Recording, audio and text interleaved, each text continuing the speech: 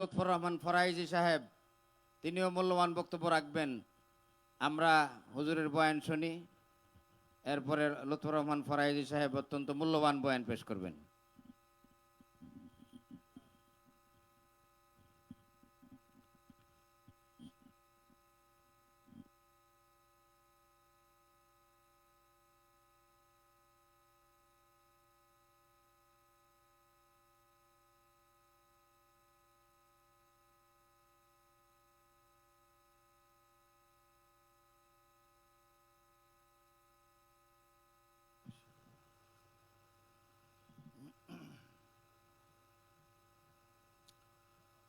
الحمد لله كفى وسلام على عباده الذين اصطفى أما بعد فأعوذ بالله من الشيطان الرجيم بسم الله الرحمن الرحيم لقد كان لكم في رسول الله أسوة حسنة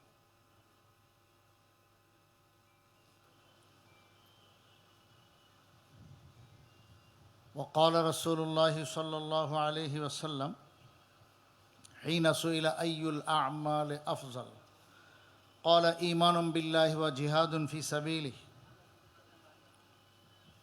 قلت فأي الرقاب أفضل قال أغلاها ثمنا وأنفسها عند أهلها قلت فإن لم أفعل قال تعين صانعا أو تصنع لأخرق قلت فإن لم أفعل قال تدع الناس من الشر فإنها صدقة تصدق بها على نفسك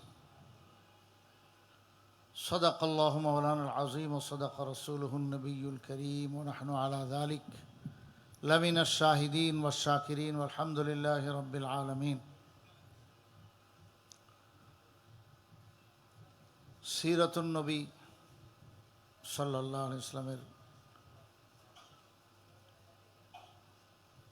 মজলিস মাহফিল এক একজন এক এক লাইনের কথা বলবে, একজনে সব কথা বলতে পারবে না, আবার সব কথা একজনে বলবেও না। তো সংক্ষিপ্তভাবে, সময় খুব বাঁধা, জুমার টাইমও খুব ঘনাঘন, তো অল্প সময়ের মধ্যে আমি একটা বিষয় বলার চেষ্টা করব। হুজুর সাল্লাল্লাহু আলাইহি ওয়াসাল্লামের একটা লম্বা হাদিস, জিজ্ঞাসা করা হয়েছে, ইয়া রাসূলুল্লাহ, সর্বোত্তম আমল কোনটি? এই প্রশ্ন অনেক সাহাবীর পক্ষ থেকেই হয়েছে, কিন্তু জবাব বিভিন্ন রকম। জবাবের ভিন্নতা, এটা মানুষের হালাতের ভিন্নতার কারণে। প্রত্যেকের চাহিদা, তাকাজা, জরুরত একরকম নয়। একজনের বহু গুণ আছে, কিন্তু একদিকে দোষ আছে। রাসূল আকরাম সাল্লাল্লাহু আলাইহি ওয়াসাল্লাম তার ওই দোষটারই সংশোধন করার চেষ্টা করেছেন। রাসূল নিজের কথা বলেছেন, আনা আজওয়াদু বনি আদম।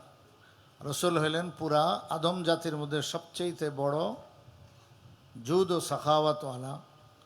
সাখাওয়াত মানে অনেক মাল খরচ করা, আর জুদ মানে হলো যাকে যা দেওয়া তাকে তা দেওয়া। যাকে যা দেওয়া উচিত এই মুহূর্তে, এই সময়, মুক্তাজা হাল অনুযায়ী, তার তাকাজা অনুযায়ী সেটা দেওয়া, এটার নামে হলো জুদ।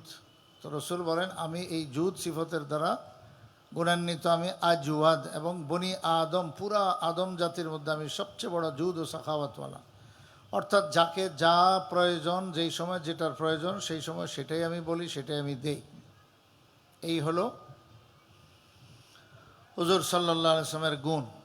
এই জন্যই রসুল সাল্লাল্লাহু আলাইহি ওয়াসাল্লাম একই প্রশ্নের উত্তর সবাইকে একরকম দেন নাই। জিজ্ঞেস করছেন সবচেয়ে উত্তম আমল কোনটা? রসুল সাল্লাল্লাহু আলাইহি ওয়াসাল্লাম বলেছেন এক একজনকে এক একটা। কাউকে বলেছেন ওয়াক্ত মতো নামাজ পড়া, কাউকে বলছেন জিহাদ করা, কাউকে বলছেন মায়ের খেদমত করা, তারপরে কাউকে বলছেন এতআম খানা খাওয়ানো। কেন এরকম? হাফেজ ইবনে হাজার রাহিমাহুল্লাহ এটার সুন্দর ইলমি ভাষায় ছোট্ট করে বলে দিয়েছেন, ইখতালাফাতিল আজওয়িবাতু বিখতিলাফি আহওয়ালিস সাইলিন। সায়েলদের, জিজ্ঞাসকারীদের হালাতের ভিন্নতার কারণে রসুল সাল্লাল্লাহু আলাইহি ওয়াসাল্লামের উত্তরটিও ভিন্ন ভিন্ন হয়েছে। তো ওরকম একটা হাদিস আমি এখানে পড়েছি। আল্লাহ রসুলকে জিজ্ঞাসা করেছেন হজরত আবু যর গিফারি রাদিয়াল্লাহু তাআলা আনহু, যে ইয়া রাসূলুল্লাহ, সর্বোত্তম আমল কি? রসুল বলেন যে আল্লাহর উপরে ঈমান এবং আল্লাহর রাস্তায় জেহাদ। আমি বললাম, আমি সংক্ষেপে বলতেছি, বিস্তারিত না, শেষের যে কথাটা ওটা আমার মূল উদ্দেশ্য। হুজুর সাল্লাল্লাহু আলাইহি ওয়াসাল্লামকে আমি জিজ্ঞেস করলাম, তাইলে কোন গোলাম আজাদ করা, গরদান আজাদ করা সবচেয়ে উত্তম? রসুল সাল্লাল্লাহু আলাইহি ওয়াসাল্লাম বলেন, যেই দাসদাসী মালিকের কাছে অত্যন্ত দামি এবং তার প্রতি মানুষের আগ্রহ জন্মায় তার গুণাগুণের কারণে, এমন গোলাম যদি আজাদ করা হয়, আগলাহা সামানান ওয়া আনফাসু ইনদা আলিহা, যে গোলামের দামও বেশি, গুণের কারণে বাজারে দাম বেশি এবং মালিকের তার প্রতি আগ্রহ রগবত অনেক বেশি, এমন গোলাম যদি বা এমন দাসী যদি আজাদ করো, তাইলে এটা হলো সবচাইতে বেশি সওয়াব। হজরত আবু যর গিফারি বলেন, ইয়া রাসূলুল্লাহ, যদি এটা আমি না পারি ফাইল্লা মাফআল, এটা যদি করতে না পারলাম। কথার কথা, এখন তো আমাদের দেশে গোলামবান্দির প্রথা নাই। 1950 সাল থেকে নিয়ে পুরা পৃথিবী সবাই মোটামুটি যারা জিম্মাদার ছিলেন রাষ্ট্রপ্রধান, তারা এই চুক্তিতে আবদ্ধ হয়েছে যে যুদ্ধবন্দীদেরকে কৃতদাস বানাবে না। ইসলাম এটা বানায় নাই, আগের থেকে ছিল, এটা ইসলাম শুধু সমর্থন দিয়ে গেছে। আপনারা জানেন মাসলা। তো যাই হোক, যখন এরকম সিদ্ধান্ত আসছে, তো এই জন্য আর দাসদাসী রয় নাই, প্রথা আস্তে শেষ হয়ে গেছে। কিতাবুল এতকে, কিতাবুল এতাক, এইসব শিরোনামে এখনও হাদিসের কিতাবে, ফিকহের কিতাবে এই সমস্ত অধ্যায়, অনেক মাসলা মাসাইল রয়ে গেছে। হুজুর সাল্লাল্লাহু আলাইহি ওয়াসাল্লাম কে আবু যর গিফারি বলেন, ইয়া রাসূলুল্লাহ, দাসদাসী আজাদ করার বা আপনি যেই শর্তে বলেছেন ওই শর্ত মোতাবেক যদি আমি আজাদ করার সুযোগ না পাই, তাইলে আমি কিভাবে উত্তম আমল করতে পারি? হুজুর সাল্লাল্লাহু আলাইহি ওয়াসাল্লাম তখন বলছেন, তুঈনু সানিআ আও তাসনাউ লিআখরাকা। তুঈনু সানিআ, যে কাজের লোক, কারিগর, যে পেশাজীবী, চাকুরিজীবী, কিন্তু তার ওই আয় রোজগার এটা তার জন্য যথেষ্ট না, এমন লোককে তুমি টাকা পয়সা দিয়ে এআনত করো, সাহায্য করো, মদত করো। তো এটার দাম আল্লাহর দরবারে বেশি। কারণ যে চাকুরিজীবী, তার প্রতি অন্যরা কী ভাববে? সে তো চাকরি করে, সে তো বেতন পায়, তো অথচ তার যেই ভাতা যেটুকু আসতেছে তার কাজের কারণে, ওইটুকু তার জন্য যথেষ্ট না। তো এমন লোক বুঝতে পারলে তার যদি সহযোগিতা করো, তো এটা উত্তম আমল, এটা গোপন সদাকা। দেখছেন, এইগুলো মানুষ সমাজের মধ্যে খেয়াল কম রাখে। হুজুর সাল্লাল্লাহু আলাইহি ওয়াসাল্লাম ওইদিকে মানুষকে মোতাবাজ্জে করেছেন।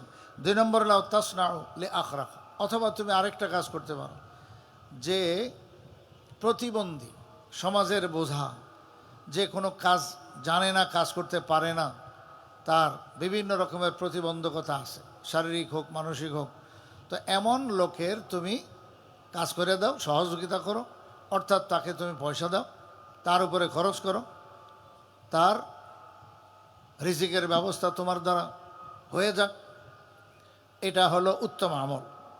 হুজুর সাল্লাল্লাহু আলাইহি ওয়াসাল্লামকে ওই সাহাবী এমন ধরলেন, আবু যর গিফারি, ইয়া রাসূলুল্লাহ, যদি এইটাও আমার সুযোগ না আসে তাহলে কি করব? ফাইলা মাফআল ক্বালা, এটাও যদি না পারো তাহলে একটা কাজ করতে পারো, তাদাউন নাসা মিনাশ শার, মানুষকে তোমার খারাপি থেকে রক্ষা করো, মানুষকে তোমার খারাপি থেকে রক্ষা করো, অর্থাৎ তুমি মানুষের সাথে খারাপি করো না। আল মুসলিমান সালিম আল মুসলিমন মিন লিসানি ওয়া ইয়াদি, আমরা এটা জানি। তো ওই কথাটাই আরেক ভাষায় আসছে। তো তুমি মানুষের উপরে কোনো রকমের কষ্ট দিও না, ক্ষতি করো না, হাত পা অঙ্গ প্রত্যঙ্গ দ্বারা। তো মাকে নিরাপদ রাখো তোমার অনিষ্টতা থেকে, তোমার খারাপি থেকে, তোমার দুষ্টামি থেকে তুমি মানুষকে নিরাপদে থাকতে দাও। তো এটাও তোমার জন্য সদাকা, ফাইন্না সদাকাতুন তাসাদ্দাকু বিহা আলা নাফসিক, এটা একটা বড় সদকা যেটা তুমি তোমার উপরে সদকা করলাম। আমার এই আখেরি জুমলা, এই আখেরি বাক্য, এটাকে একটু কথা বলার, যেটুক সময় পাইছে হয়তো এটুকের মধ্যে, এর বেশি আর বলাও যাবে না। তো এই কথাটা একটু বলা চাইতেছি। কি বলছেন? যে তুমি খারাপি থেকে বিরত থাকা, এটাও সদাকা। হাফেজ ইবনে হাজার রহমাতুল্লাহ আলাইহি হাদিসের ব্যাখ্যাতে বলে দিয়েছেন, আরও বড় বড় মুহাদ্দিসিন কেরাম, হাদিসের ব্যাখ্যাকর, ওনারা সবাই ব্যাখ্যার সময় এটা কয়েদ উল্লেখ করেছে, এখানে একটা কয়েদ আছে, একটা শর্ত আছে, একটা শর্ত জুড়ে দেওয়া হয়েছে, যেটা রসুল সাল্লাল্লাহু আলাইহি ওয়াসাল্লাম এই হাদিসে যদিও উল্লেখ করেন নাই, কিন্তু ওনার কথা থেকে, হাদিস থেকে, আকবর থেকে, অনেক কিছু থেকে এগুলো যারা দ্বীনের সমঝদার তারা বুঝে ফেলছেন। তো তারা সবাই বলে দিয়েছেন এখানে নিয়ত লাগবে, একটা কথা শুধু নিয়ত লাগবে, যে আমি খারাপি থেকে, আমার হাত পায়ের অনিষ্টতা থেকে মুসলমানকে আমি নিরাপদে রাখবো, এটার তুমি যদি নিয়ত করো তাহলে তোমার আমল নামায় সওয়াব হইতে থাকবে। এই হাদিসের ব্যাখ্যায় আমি বলবো শেখ আব্দুল ফাত্তাহ আবু গুদ্দা রহমতুল্লাহ আলাইহি রিসালাতুল মুস্তারশিদিন, যেটা হারিস মুহাসিবি রাহিমাহুল্লাহর কিতাব, 243 বা 42 ওয়াফাত, তো ওনার মশহুর কিতাব, তাসাউফের কিতাব, ওই কিতাবের একদম শেষ দিকে হজরত এই একটা কথা বিস্তারিত বলেছেন। এটা স্মরণীয় কথা, যে আজকে এই সিরত সম্মেলনের মাধ্যমে যদি আমরা এই একটা কথা ভালো করে ধরতে পারি তো জীবনের অনেক বড় কামাই হয়ে যাবে। সেটা হলো শেখ আব্দুল ফাত্তাহ রাহিমাহুল্লাহ লিখছেন, আগে দুইটা জিনিস বুঝো, একটা হলো মুওয়াফাকাত আর একটা হলো মুতাবাআত। আমরা যা কাজ করি মানুষ হিসাবে এই কাজগুলোই তো রসুল সাল্লাল্লাহু আলাইহি ওয়াসাল্লাম করে গেছেন। আমরা খানা খাই না, আমরা হাঁটি না, চলি না, হাঁটা চলা করি, খানা খাই, হাটে যাই, বাজারে যাই, মানুষের সঙ্গে সালাম কালাম কুশল বিনিময় করি, এবং আরও আরও ইত্যাদি মানুষ হিসাবে যা কাজ করা লাগে এই সব করি।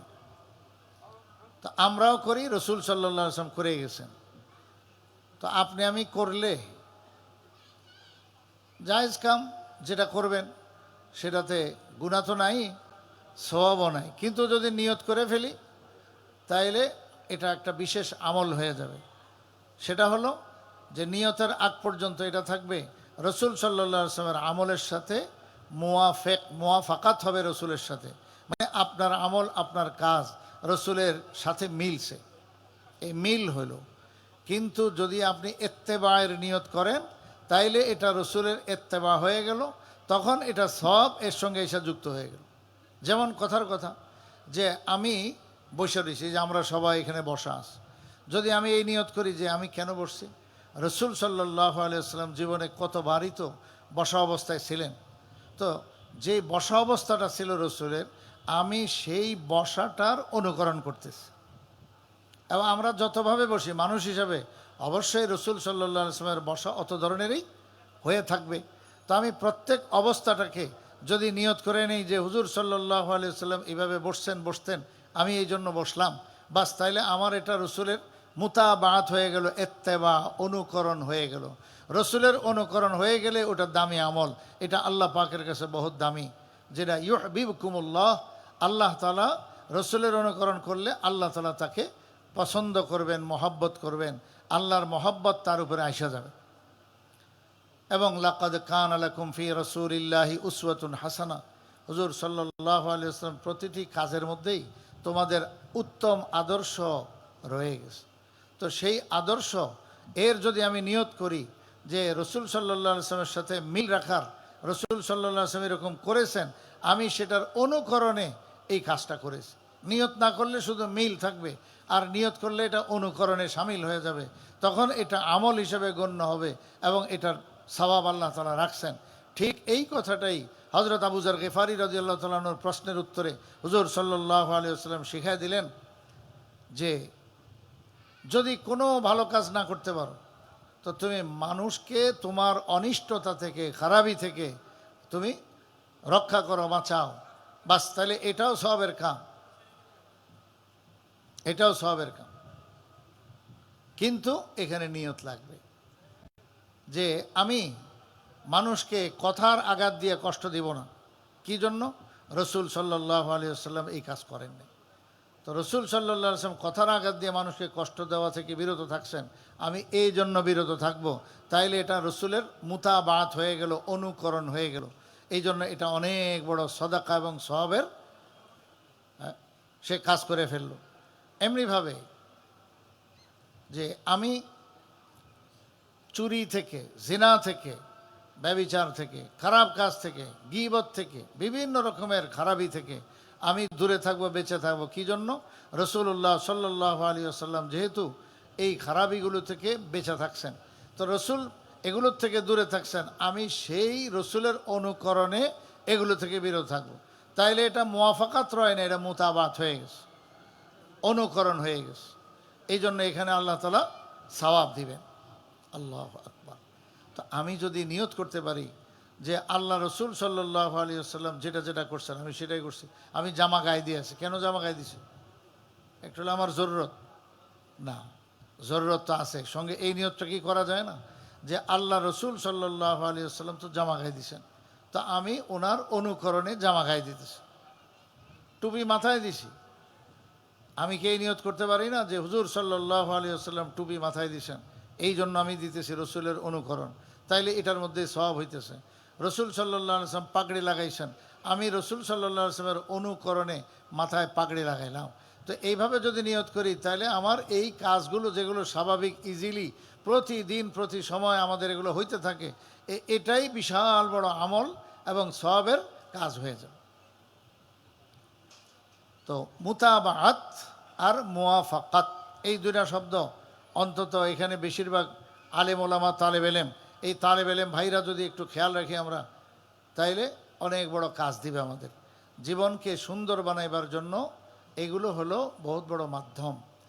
ঈমান, এরপরে আমল, আর ইলম হলো সবার উপরে ইলম।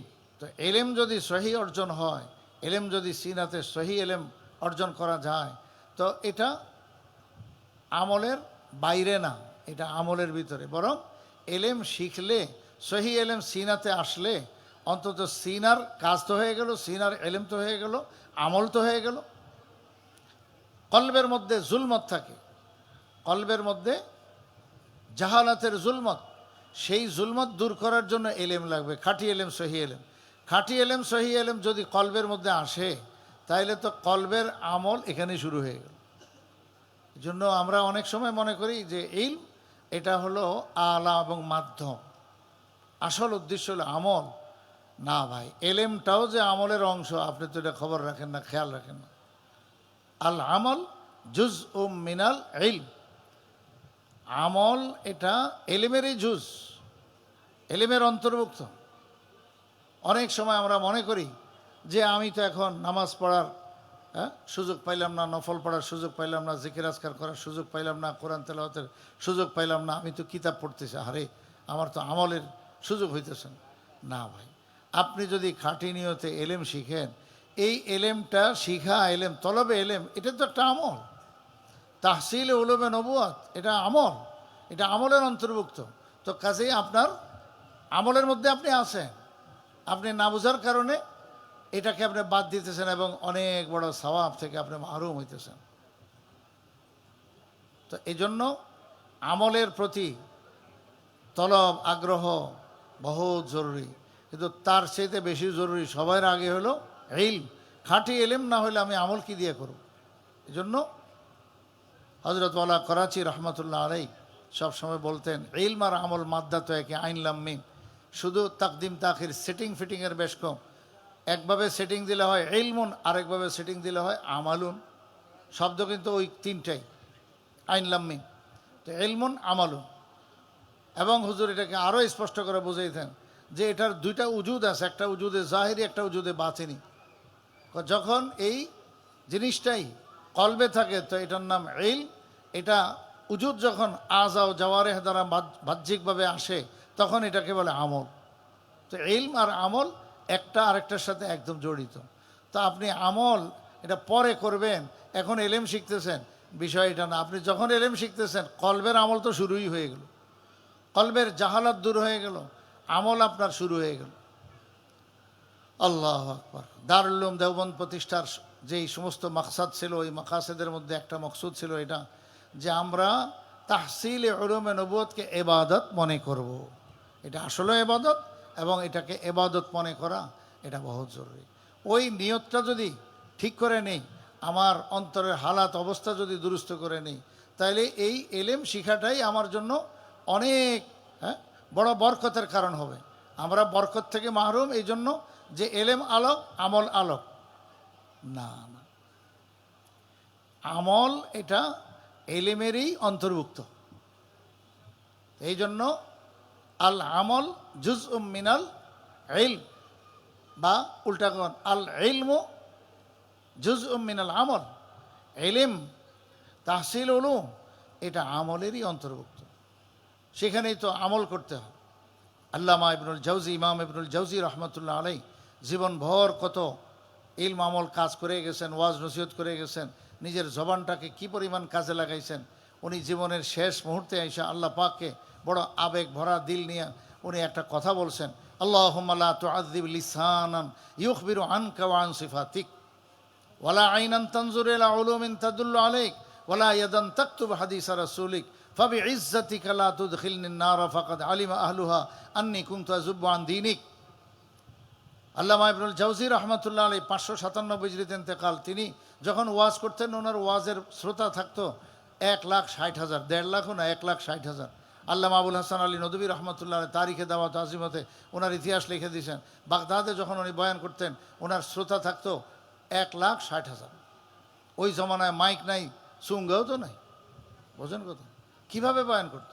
আসলে ওনাদের গলার পাওয়ারও এরকম ছিল, আর শ্রোতাদের কানও, মোবাইল তো আর ব্যবহার করেন, কান ভালো আছিল, কান নষ্ট হয়ে গেছে, আমাদের শ্রবণ শক্তি নষ্ট হয়ে গেছে এই মোবাইলের কারণে, বিভিন্ন আওয়াজ শোনার কারণে, গাড়ির আওয়াজ শোনার কারণে।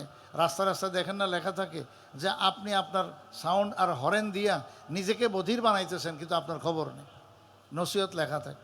তো আসলেই তা আমাদের কানও নষ্ট হয়ে গেছে, আর বলনেওয়ালাদের গলাও নষ্ট হয়ে গেছে। আর আজকে আমার গলার সাউন্ড একটু ঠান্ডা, গলার আওয়াজ বসে গেছে। তো এখন ইবনুল জাউজি রহমতুল্লাহ আলাই বয়ান করতেন খালি মুখে, আর শ্রোতা থাকতো 1,60,000, সবাই আরামসে বয়ান শুনতেন। কি আজীব ছিল ওনাদের যোগটা। সেই ইবনুল জাউজি রহমতুল্লাহ আলাই আল্লাহকে শেষ বয়সে বলতেছেন, আয় আল্লাহ তুমি আমাকে আযাব দিবা, বুড়া হয়ে গেছি, মরে যাবো, কবরে চলে যাবো, আল্লাহ তোমার কাছে ফরিয়াদ, তুমি আমাকে আযাব দিও না। আল্লাহুম্মা লা তুআযিব লিসানান ইউখবিরু আনকা ওয়া আন সিফাতিক। জাহান্নামে ফেললে, আগুনে ফেললে সবটাই তো জ্বলবে, জিহ্বা ঠোঁট জ্বলবে না? হ্যাঁ, নারুল্লাহিল মুকাদা আল্লাতী তাত্তালিউ আলাল আফইদা। জাহান্নামের আগুন এত কড়া, এত কড়া যে আপনার শরীরে একখান দিয়ে যদি টাচ দেওয়া হয় তো একবারে কলিজা শুদ্ধা ভুনা হয়ে যাবে, নাউযুবিল্লাহ। কত মারাত্মক। তো আল্লাহ তুমি আমাকে জাহান্নামে ফেলো না, জাহান্নামে ফেললে এই জবান এবং জিহ্বা এবং ঠোঁট এগুলো তো জ্বলবে। আয় আল্লাহ তুমি আমাকে আযাব দিও না, কেননা এই জবান দ্বারা, এই ঠোঁট দ্বারা আয় আল্লাহ জিন্দিগি ভর তোমারই তো গুণগান গাইছি। উনি আকায়েদের কিতাব লিখেছেন, আকিদার উপরে বহেস করতেন, এবং বয়ানের মধ্যে আল্লাহ পাকের কথা, জাত ও সিফাত নিয়ে, আখিরাতের কথা, এগুলো তো বলতেন, এগুলো তো আলোচ্য বিষয় ছিল। তাই আল্লাহ তুমি দয়া করে আমার এই জবানকে আযাব দিও না। ওয়ালা আইনান তানজুরু ইলা উলুমিন তাদুল্লু আলাইক। আয় আল্লাহ তুমি জাহান্নামে ফেললে তোমার চোখে আগুন লাগবে, আগুনের আগুন দিয়ে পুড়ে যাবে। আল্লাহ এই চোখ দিয়া আমি জীবনভর এমন উলুম দেখেছি, এলেম দেখেছি, যেই এলেম তোমার রাহবরি করে, যেই এলেম দ্বারা আমি তোমাকে চিনতাম। তো এই কিতাবাদি দেখছি। আয় আল্লাহ তুমি এই চোখে দয়া করে আযাব দিও না। ওয়ালা ইয়াদান, আয় আল্লাহ তুমি দয়া করে আমার হাতে আযাব দিও না, কারণ এই হাত ফাইন্নাহা ওয়ালা ইয়াদান তাকতুব হাদিস রাসূলিক, কেননা এই হাতগুলো তোমার নবীর হাদিসগুলো দিনভর কাগজের মধ্যে লিখেছে। ইবনুল জাউজি রহমতুল্লাহ আলাই এত লেখা লিখেছেন, এত কিতাব তৈরি করেছেন। জাহাবি রহমতুল্লাহ আলাই সিয়ার আলামিন নবুলার তর্জমা লিখতে গিয়ে বলে, ওনাকে যদি পুনরায় জীবনে দুনিয়াতে আবার পাঠিয়ে দেওয়া হয় এবং নূহ আলাইহিস সালামের বয়সটা দিয়ে দেওয়া হয়, অর্থাৎ 950 বছর বা তার বেশি, এবং বলে দেওয়া হয় আপনার তাসনিফকৃত লিখিত কিতাবগুলো আরেকবার নজরে সানি করুন, খালি পুনরায় দেখা যান। জাহাবি রহমতুল্লাহ আলাই বলেন ওনার পক্ষে সম্ভব হবে না, কারণ এত কিতাব লিখেছেন। এটা লেখার পরে ওনারও বিশ্বাস হয় না যে এত কিতাব আমি লিখলাম। আল্লাহ তাআলা ওনাদের সময়ের মধ্যে অনেক বরকত দিয়েছেন, এই জন্য অল্প সময় অনেক কাজ করতে পারছেন। তো সেই কথাই বুড়াকালে আল্লাহ পাককে বলতেছেন, আল্লাহ এই হাতে আযাব দিবা, এই হাত দুইটা দিয়ে তোমার কাজে করেছি, তোমার রসুলের হাদিসগুলো, কোরআন এর তফসির এই হাতেই তো লিখেছে। তো ওয়ালা ইয়াদান তাকতুব হাদিস রাসূলিক। এবার শেষে পায়ের কথা বলছেন, ওয়ালা কাদামান তামশি ইলা খিদমাতিক। আল্লাহ তুমি আমার কাদামাইন, আমার পায়ের মধ্যে আযাব দিও না, কারণ এই দুই পাও দিয়া সারাক্ষণ তোমার দিনের কাজে দৌড়াদৌড়ি হুড়াহুড়ি কাজে করেছি, দিনই কাজেই সব দৌড়াদৌড়ি। আর ওই জমানায় তো গাদা ঘোড়া অথবা পায়ে হাঁটা ছাড়া ব্যবস্থা তো নাই, তো বেশিরভাগই হাঁটা লাগতো। সময় শেষ। জি, আমারও কথা এটা শেষ করতেছি। তো হজরত ইবনুল জাওজি রহমতুল্লাহ আলাই লাস্ট কথা বলতেছেন, ফাবি ইজ্জাতিকা, ও খোদা তোমার ইজ্জতের দোহাই লাগে, লা ফাবি ইজ্জাতিকা লা তুদখিলনিন নার, তুমি আমাকে জাহান্নামে ঢুকাই দিও না। ফাকাদ আলিমা আহলুহা, আগের থেকে যারা জাহান্নামে আছে কাফের ও বেঈমান, ওরা আমাকে দেখলে ধিক্কার দিবে যে আন্নি কুনতু তাযুব্বু আন দীনিক, আমি না তোমার দ্বীনের পক্ষে কথা বলেছি, রসুলের পক্ষে কথা বলেছি, তো দ্বীনের পক্ষে বলেছি। এখন মানুষ জাহান্নামে আগের থেকে যারা আছে এরা আমারে দেখলে বলবে, হুজুর আপনিও জাহান্নামে আয় পড়ছেন, লাভ হয়েছে কি আপনার এই সমস্ত ওয়াজ নসিহত এইসব কথা, বড় ইবরতনাক কথা বলেছেন। তো এই কথাটা মাঝে মাঝেই স্মরণ করা চাই। তো এখানে প্রত্যেকটা কথা ইবরতনাক, আপনি খেয়াল করেছেন। আবার বলি দোয়াটা, আমি এটা বলেই শেষ করি। আল্লাহুম্মা লা তুআযিব লিসানান ইউখবিরু আনকা ওয়া আন সিফাতিক ওয়ালা আইনান তানজুরু ইলা উলুমিন তাদুল্লু আলাইক ওয়ালা ইয়াদান তাকতুবু হাদিসা রাসূলিক ওয়ালা কদমান তামশি ইলা খিদমাতিক ফাবি ইজ্জাতিকা লা তুদখিলনিন নার ফাকাদ আলিমা আহলুহা আন্নী কুনতু আযুব্বু আন দীনিক। এই হলো ইবনুল জাওজি রাহিমাহুল্লাহর জীবনের শেষ দিকে আবেগ মাখা কথা আল্লাহ পাকের সঙ্গে। এই কথাটার মেজদাক যদি কেউ হইতে পারে, অর্থাৎ তার এই চোখ এবং তার এই জিহ্বা ঠোঁট এবং তার হাত এবং তার পাও এই দ্বীনের কাজের জন্য, কোরআন ও সুন্নাহর খেদমতের জন্য যদি কেউ লাগাইতে পারে, উলুমে দ্বীনিয়ার জন্য যদি লাগাইতে পারে, বাস তাইলে সে কামিয়াব। আল্লাহ পাককে এই কথা বলতে পারবে। আল্লাহ আমাদেরকে বুঝার তৌফিক দান করেন, আমিন। আলহামদুলিল্লাহ।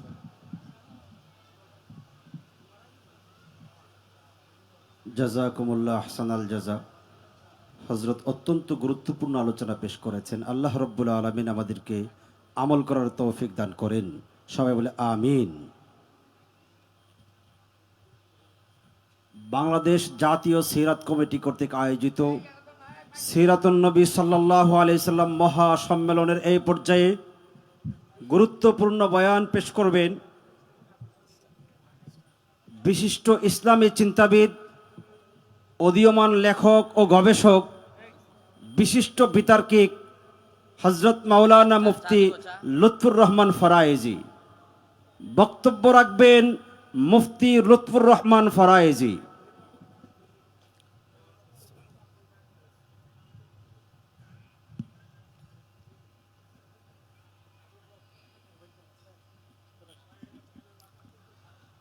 আসসালামু আলাইকুম ওয়া রাহমাতুল্লাহি ওয়া বারাকাতুহু।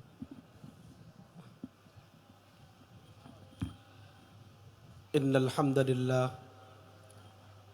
আলহামদুলিল্লাহি ওয়াহদাহু والصلاة والسلام على من لا نبي بعده أما بعد فقد قال الله تعالى في كلامه المجيد أعوذ بالله من الشيطان الرجيم بسم الله الرحمن الرحيم ورفعنا لك ذكرك صدق الله العظيم وصدق رسوله النبي الكريم ونحن على ذلك من الشاهدين والشاكرين والحمد لله رب العالمين اللهم صل على سيدنا محمد وعلى آل سيدنا محمد وبارك وسلم। অধ্যকার ঐতিহ্যবাহী দ্বীনি সংগঠন বাংলাদেশ জাতীয় সিরাত কমিটি এর উদ্যোগে আয়োজিত দিনব্যাপী সিরাতুন নবী মহাসম্মেলনে আমাকে তো বলতে 12:30 হ্যাঁ আন্দাজে দেন উপস্থিত সংগঠনের কেন্দ্রীয় নেতৃবৃন্দ এবং সামনে সমাবেত দিন দরদি তৌহিদি জনতা, আমি কোরআন কারীমের 30তম পারার সূরাতুল ইনশিরাহ এর একটি ছোট্ট আয়াতে কারিমা তেলাওয়াত করেছি। আমার জিম্মায় কর্তৃপক্ষ কর্তৃক একটি নির্দিষ্ট আলোচ্য বিষয় দেওয়া হয়েছে। উক্ত আলোচ্য বিষয়ে কিছু কথা দলিলের আলোকে আপনাদের সামনে উপস্থাপন করার চেষ্টা করব। আমা তৌফিক ইল্লা বিল্লাহ। আজকের এই মজমা মাহে রবিউল আউয়ালে রসুল করিম সাল্লাল্লাহু আলাইহি ওয়াসাল্লামের সিরাত বিষয়ক।